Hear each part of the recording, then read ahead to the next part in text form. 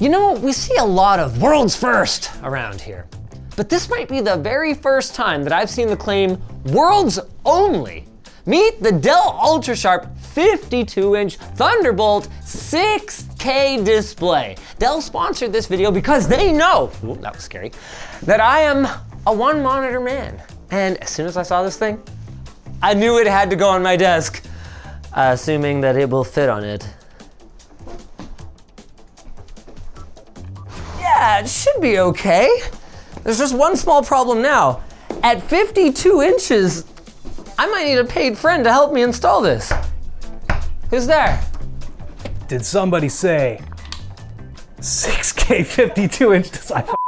Did somebody say 52-inch 6K display? While I'm sure some of you are familiar with every resolution under the sun, for those who aren't, 6K ultra wide is a whopping 6,144 by 2560 pixels, almost 16 million pixels.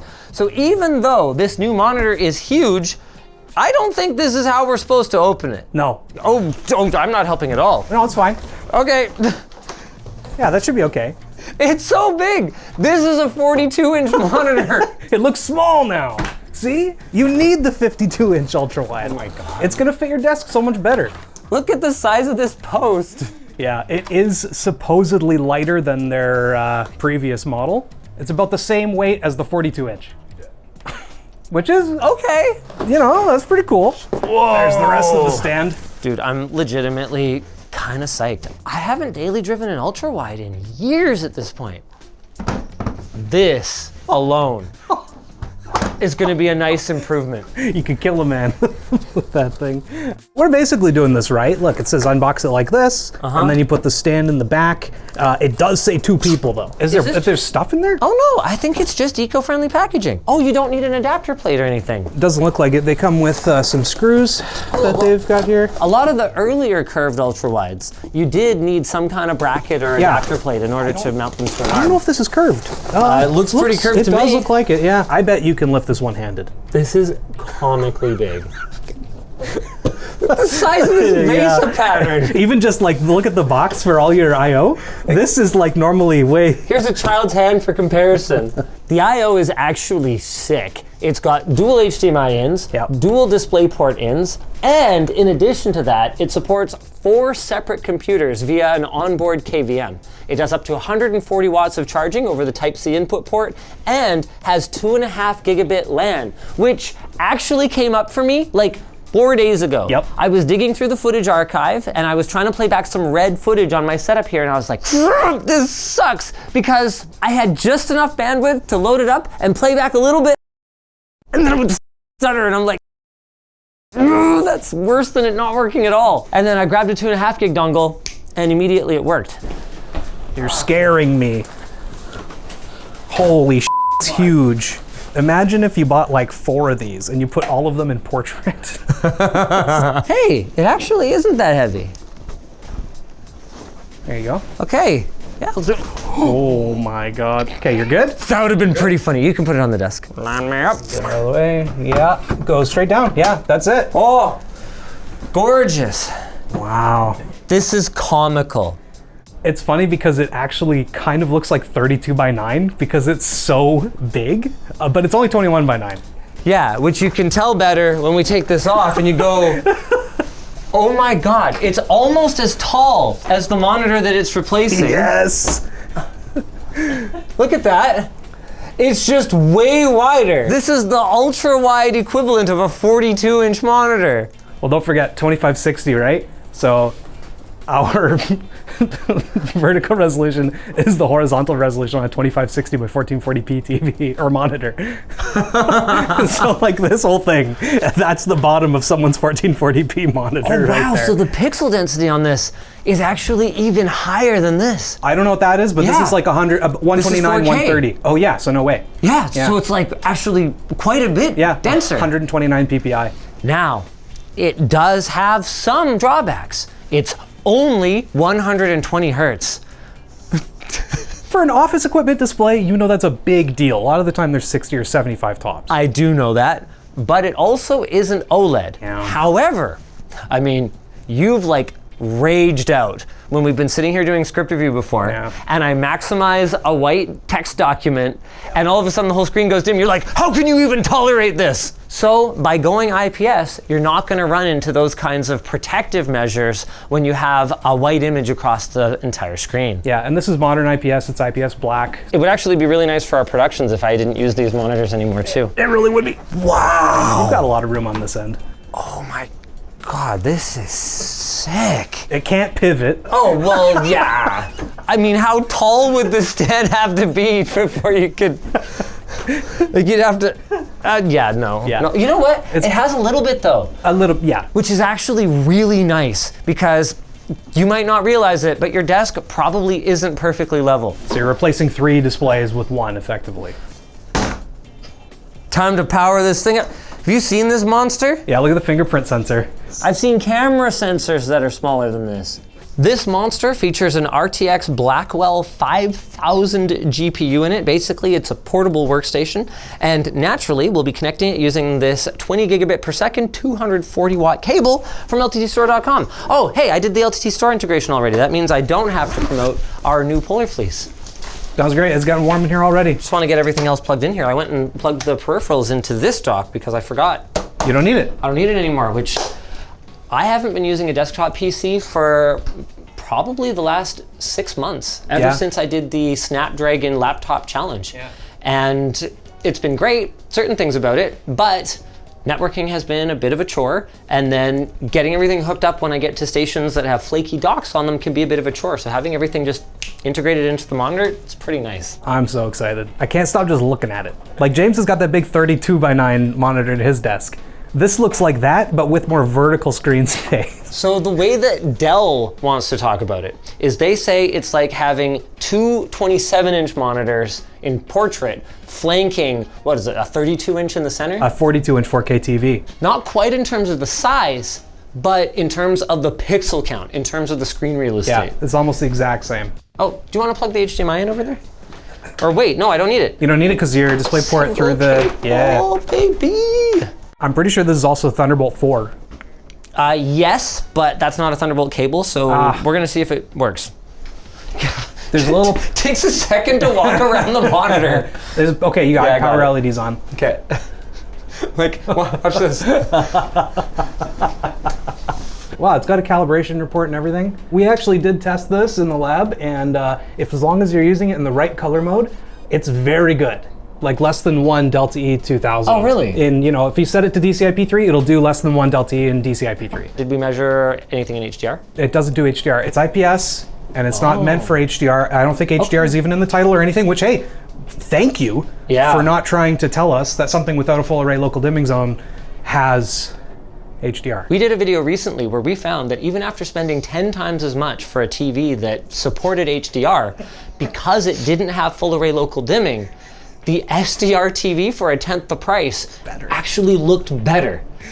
Wasn't as accurate, but like... No, and once we took the 10 times more expensive one and we ran it in SDR, it looked better, but that goes to show you just shouldn't run HDR content on displays that don't have full array local dimming or individually emissive pixels. No Thunderbolt signal. Yep, we need to use Thunderbolt, which is fine. I think I have a Thunderbolt cable in my bag. Dude, this thing has 2 Thunderbolt 5 ports. Hell yeah, it does.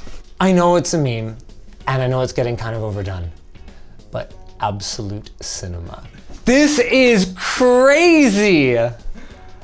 Holy balls. See, you can never get rid of this off your desk now. It's so sharp. And look at how good it fits. You might say ultra sharp. Wow. Do they still use that branding? That is absolutely, I'm pretty sure that's what's on the box, yeah. Nice. Now this is gaming.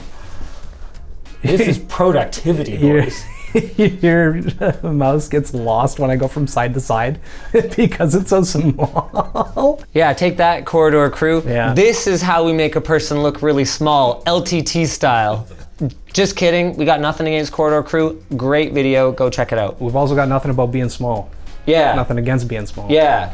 Did you plug the laptop into power? I mean, theoretically, yes, because it's plugged into the display. Is it charging? Check. It says it doesn't have enough power to charge it optimally, charging slowly. Okay. Which we would expect for a chonker laptop. Fair like enough. that. Yeah. We were playing Anno earlier today.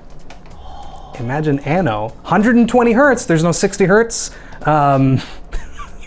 issue here. So imagine Anno playing a game of Civ. I didn't even think about that. If you move over and we set up PvP, dude, we basically have our own monitors. So this is a couples monitor if you really wanted it to be. You could actually have two separate systems plugged into it. 100%. And totally just sit here with your own sets of peripherals using it. Why buy two monitor when one monitor do trick? The sharpness and the detail in that is just so good. Dell did sponsor this video. There's a few things they wanted us to mention. Apparently, it uses up to 20% recycled glass, a bunch of recycled plastics, up to 50% recycled steel, and 100% recycled aluminum. Oh, that's cool. Pretty cool.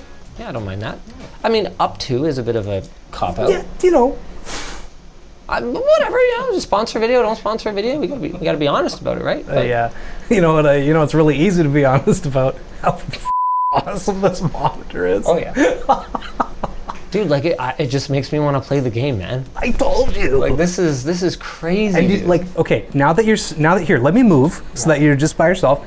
Now that you're just sitting in front of it and with content playing. Oh, yeah, right. I completely forget the size. It's a good size. Right? It's a good size. I think this is like exactly what I wanted. We did note that it was curved earlier. It's really subtle, and honestly, I really like that. Too much of a curve, kind of obnoxious, and that's especially true in a work environment where you will often have two people looking at the same display. Oh, I like this new blueprint view. Bjorn. Wow. How do you like the 52-inch 6K monitor? I like my island. That's quite something.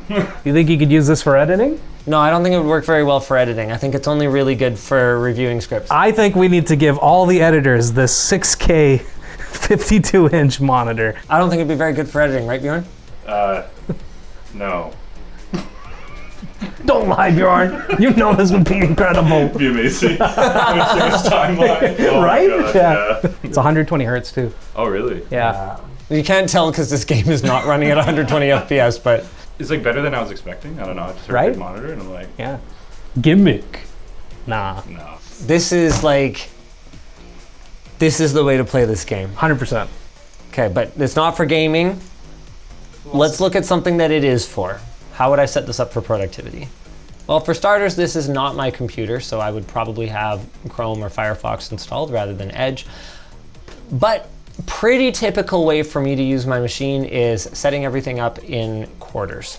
You know, I don't know that I don't think I'd go 4 quarters on this. I think I'd do 2 halves. No, I actually think I would go more like what Dell suggested. Oh, with the double 27-inch Yeah. and then a 42 in the middle? Yeah, with a couple vertical slices and then Interesting. my main window that I'm working on in the middle. They're mostly marketing this to finance bros, but also like data scientists, executives with a ton of spreadsheets all over the place that they have to peruse. Maybe an engineer or someone like an architect looking at a massive blueprint across this whole thing. Like imagine if you're showing a giant blueprint to a client, especially with the sharpness, you'd love to zoom in. Oh, let me see that room. And then you can zoom in on the details. You don't lose anything because the resolution's still there.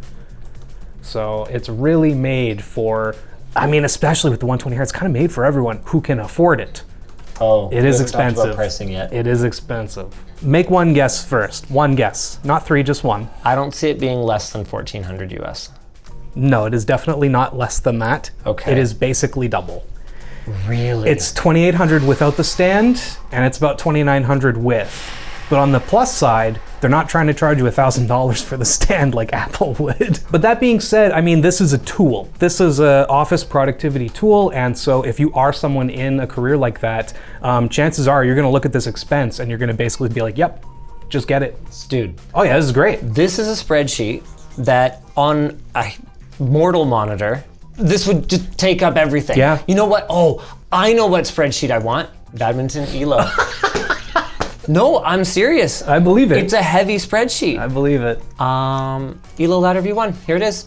Wow. So on here, all of a sudden, if I want to go into the game history, dude, almost every monitor in my life, Yeah. I have to scroll horizontally. If I want to look at match results, I can see way more of the ELO history horizontally. And hold Dude, on, this is is sick. with, that's with your whole side window there. Yeah. And this is And all blank. I'm working on a new version of this that's gonna have separate ELO ratings and separate match tracking for singles, doubles, and mixed doubles. You're gonna need even more screen space. So that one's actually on, it's on my other Google account, but the point is that it's enormous. The text looks sharp. Oh, I know, right? Like, I'm just like, Crazy sharp. I have it at 100% scaling right now, oh, which should be kinda hard to look at, no, this is totally fine. but it's totally fine. Like, it's small. A little small. But it's so sharp that it makes a noticeable difference. Yeah, this is totally legible. At 100% brightness in standard mode, we're getting about 370 nits at all window sizes. Oh, that's pretty good. really good for an SDR monitor. All right, the next thing we're supposed to look at is blue light emission. And I don't really know anything about this. Apparently there's like a test jig. I might ask for David to come over here and help. And cut. That's okay. That's just a little filter and I caught it with my foot. Okay. Oh, and it lets only blue light through. Exactly. So I can see there you go. So I can see everything that I was saying I could see before. Studio lighting and all that. That's pretty cool. Okay, and then I can see my monitor. Haha, JK. Yeah, basically nothing, eh? It's not the most scientific exercise we've ever done, but this does make it the first monitor to achieve the highest tier of the TÜV Rheinland low blue light certification with up to 60% less blue light compared to the competition. And hey, thanks Dell for sponsoring this video. Thanks for sending this over. It was really cool to get an early look at this thing. Absolutely incredible form factor that, like the early Ultra Sharps, like your 30-inch back in the day that I salivated over when I was in my first year at university, one day, this too will be attainable. Good job, Dell. Oh yeah, stay tuned for more CES content from the actual show floor. Unfortunately, not everyone's as cool as Dell and not everyone sends us stuff ahead of time for us to get ready before the show.